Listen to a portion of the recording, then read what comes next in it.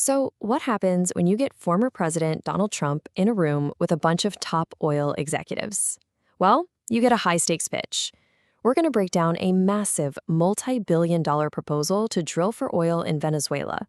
A really bold plan with some huge potential upsides and, yeah, some pretty significant risks. And it all really kicks off with this one line from Trump himself. The wording is just perfect.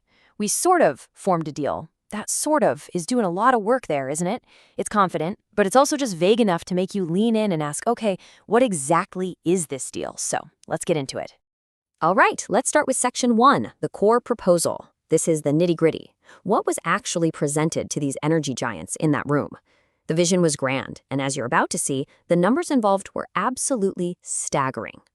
According to Trump, the whole plan was built on four main pillars.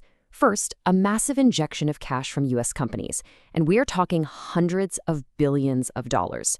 Second, using all that money to drill for oil in Venezuela, which, has some of the world's largest reserves. And the result? Well, pillar number 3 is a deal that would be, in his words, great for the United States. And fourth, the big payoff for everyone here would be to ultimately drive down oil prices for American consumers. Now, here's a really crucial part of the pitch. Trump knew that these executives would be thinking, Venezuela? That's risky. So his answer was to give them a direct promise of total security.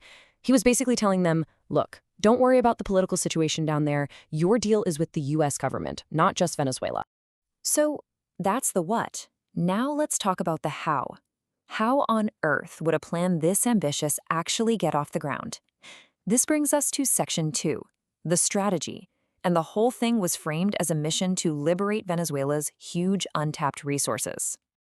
According to one of the attendees, Jared Egan, this plan was designed for one thing: speed. And the engine for that speed was a very specific White House unit called the National Energy Dominance Council. So this wasn't just some casual idea. It was backed by an executive body whose entire job was to fast-track major energy projects, just like this one. This brings us to the starting line. The entire strategy really hinged on one initial tangible goal: getting their hands on 30 to 50 million barrels of oil. This first batch was seen as the key, the catalyst that could unlock the entire Venezuelan economy and get the whole system flowing again. So here's how that jumpstart was supposed to work. Step 1, you inject American ingenuity, pumps, tools, experts, the whole shebang, into Venezuela's failing infrastructure. Step 2, you use all that new tech to secure those first 30 to 50 million barrels. Step 3, you integrate that oil into the U.S. system for refining, which helps lower prices right here at home. And finally, Step 4, that process unlocks the entire system, allowing Venezuela to keep producing and, this is critical, to make payroll and get its economy moving again. So, if the plan actually works, who gets the benefits? That takes us to Section 3, the promised payoff. The whole pitch was really framed as a classic win-win scenario, with huge upsides for both the United States and the people of Venezuela. Let's look at both sides of the coin. For the U.S., it means lower oil prices, new investment opportunities for its energy companies, and access to a massive source of oil that's right nearby. And on the other side, Venezuela gets its #1 resource unlocked, an economic lifeline to pay its people, and access to world-class American technology and expertise to rebuild its most vital industry. And this quote from Jared Egan just sums up the pitch perfectly. The argument was that this was not some kind of exploitative deal, but a mutually beneficial one that would help Americans at the pump while liberating wealth for a nation that desperately needs it. Apparently, after all the cameras left the room, the message became even clearer. Egan reported that Trump's directive to the executives was simple and incredibly direct: act, and act with speed. The implication was, if this deal works for everyone, then let's get it done right now. But a powerful pitch and a sense of urgency are one thing. Committing billions of dollars is, well, that's something else entirely. And that brings us to our final section, the long-term question.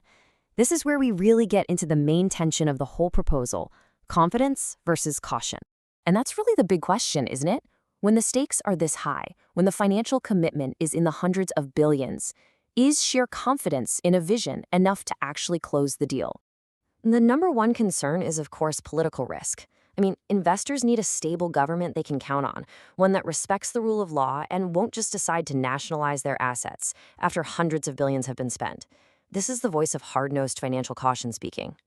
But the comeback from the plan's supporters is just as direct. Their answer to all that political instability isn't a new government, it's one person. The argument is that Trump, as a turnaround expert, is the ultimate guarantee. The confidence isn't just in the plan, it's in his personal ability to see it through and protect that investment.